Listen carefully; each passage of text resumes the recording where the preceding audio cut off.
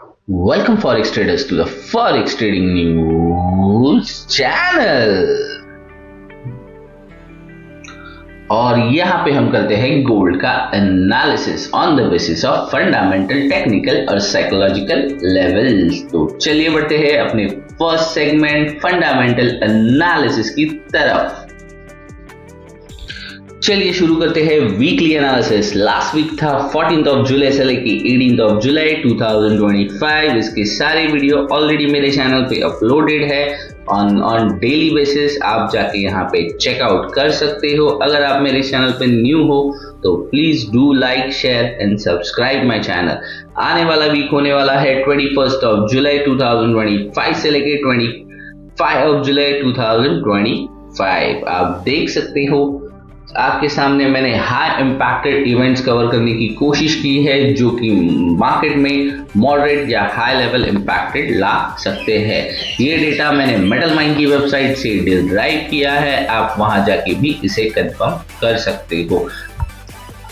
आने वाले दिनों में आप देख सकते हो स्टार्ट ऑफ द वीक होने वाला है मंडे जुलाई 21 2025, जिसके अंदर एशियन सेशन के अंदर ही China 1 year loan prime rate, China 5 year loan prime rate, इसके 2 इवेंट होने वाले हैं अर्ली मॉर्निंग एशियन सेशन के अंदर। सो डेफिनेटली हमें यहाँ पे एक अच्छी खासी वोलेटिलिटी एशियन सेशन में अर्ली मॉर्निंग ही देखने के लिए मिल सकती है। साथ ही साथ आप ट्यूसडे जाते हो तो ट्यूसडे आपको पता है यूएस फेड चेयर पोवेल उनकी स्पीच होने वाली है। डेफिनेटली बिटवीन फिलहाल फेड रेट को लेके कोई न्यूज अगर आती है तो मार्केट एक अच्छी खासी वोलेटिलिटी दिखा सकता है।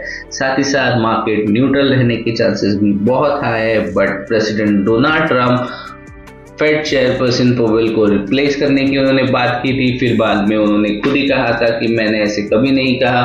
तो डेफिनेटली ये कॉन्ट्राडिक्ट स्टेटमेंट की वजह से अगर फेड चेयर पोवेल की स्पीच होती भी है या फिर होने वाली है तो एक अच्छा खासा वोलेटाइल मूवमेंट हमें देखने के लिए मिल सकता है।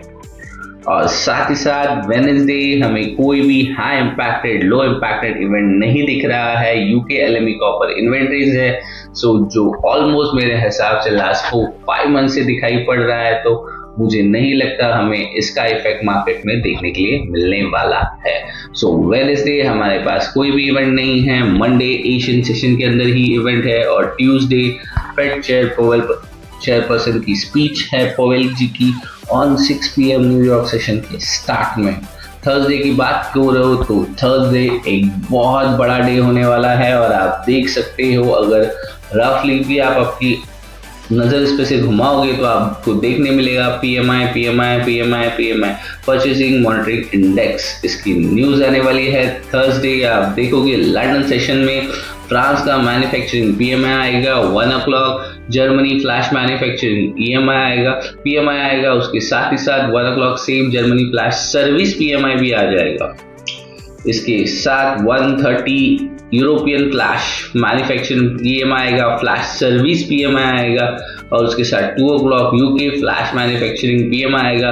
यानी उसके साथ आप देख सकते हो 5:45 is a main repressing rate, उसके साथ यूरोपियन सेंट्रल बैंक का मॉनेटरी पॉलिसी स्टेटमेंट आने वाला है और 6 o'clock in the evening moderate level, ये सारे मॉडरेट लेवल इम्पैक्टेड इवेंट थे PMI के। और इसके साथ 6 o'clock यूएस अनएम्प्लॉयमेंट क्लेम।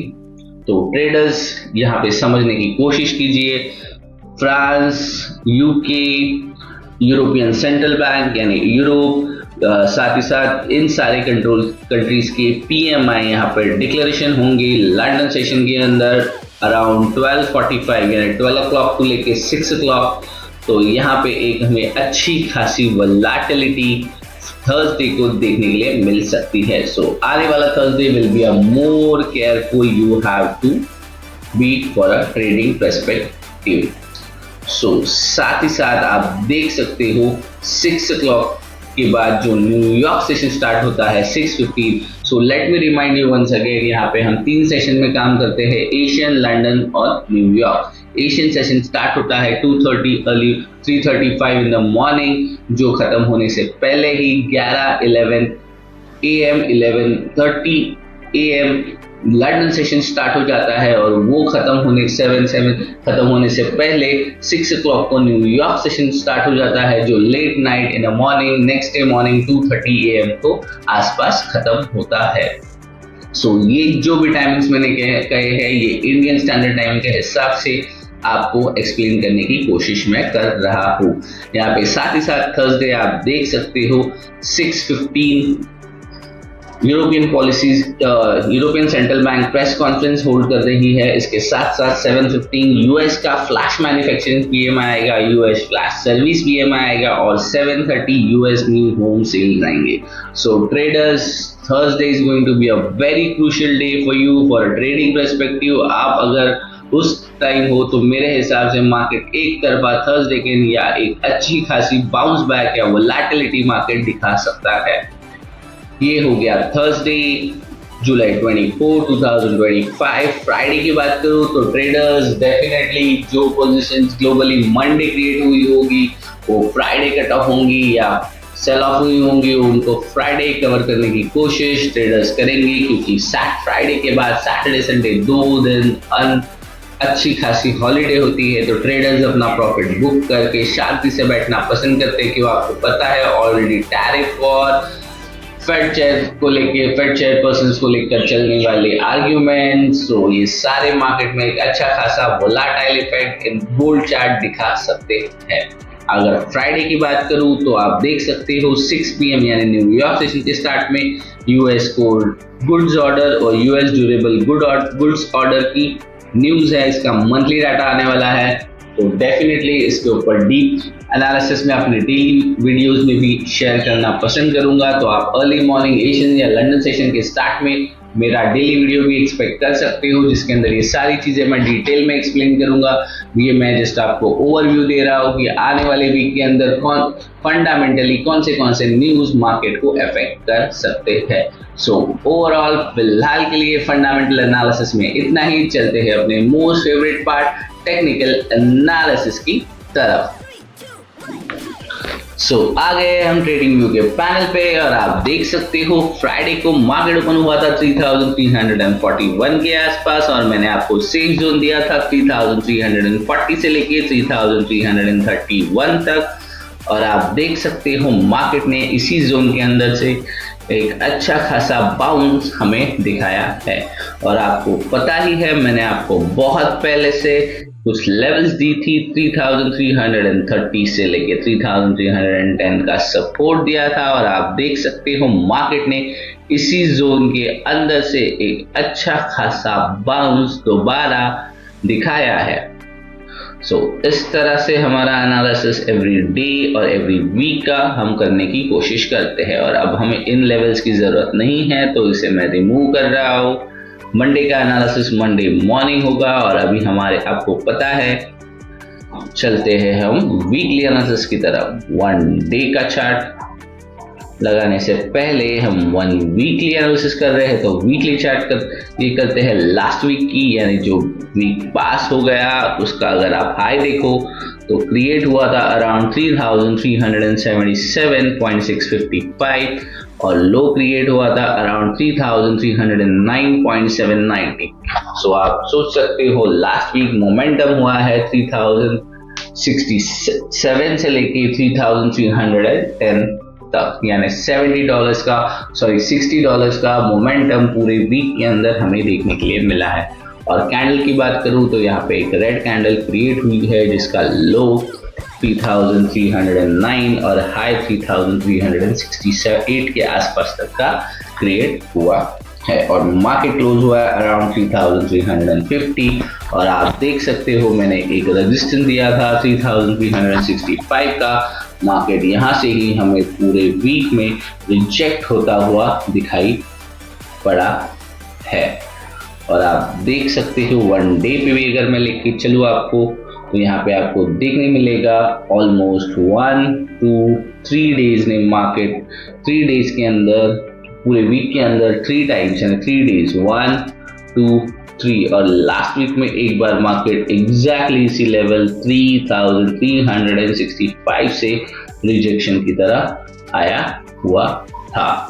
सो अगर मैं डेली टाइम फ्रेम को देखूं तो आपको दिख पाएगा कि मार्केट 3365 के आसपास साइडवेज होने की कोशिश कर रहा है और इसे एक फंडामेंटल न्यूज़ की ज़रूरत है। ये शायद हमें 3365.920 यानी 3366 का लेवल ब्रेक करके 3400 पे जाता हुआ दिखाई पड़ सकता है। तो ये हो गया वन वीकली। और पूरे लास्ट वीक की बात करूं तो मार्केट ने कुछ इस तरह से ट्रैवल करके यहाँ क्लोजिंग 3350 पे की है।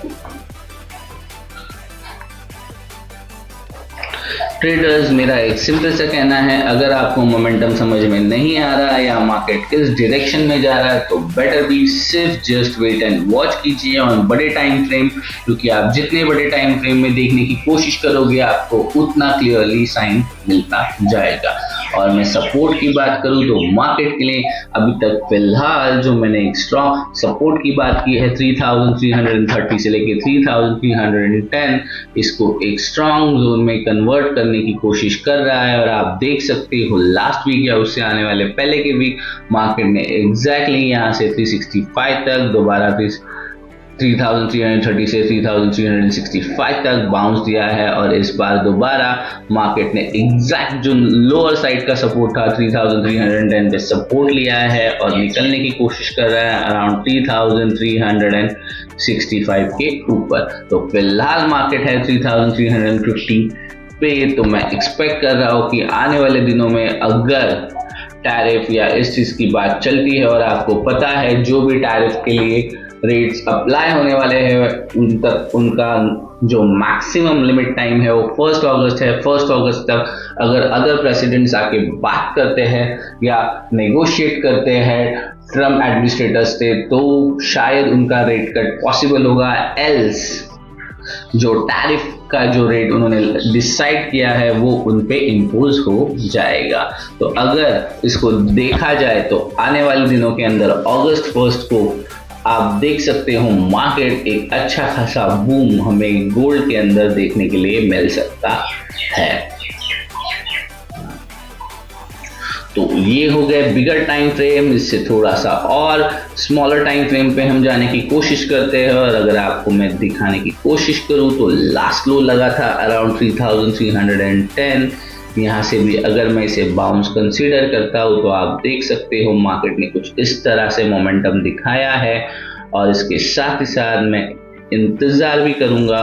तो यहाँ से मार्केट को दोबारा 3365 के ऊपर जाना होगा, फिर मार्केट दोबारा जब 3365 पे लौटेगा उसके बाद जो बाउंस होगा उसके बाद मैं एक्सपेक्ट करूंगा कि मार्केट 3400 क्रॉस करने की कोशिश कर सकता है या एटलीस्ट वहां पे स्टेबल होने की कोशिश कर सकता है अप साइड की अगर मैं बात करूं।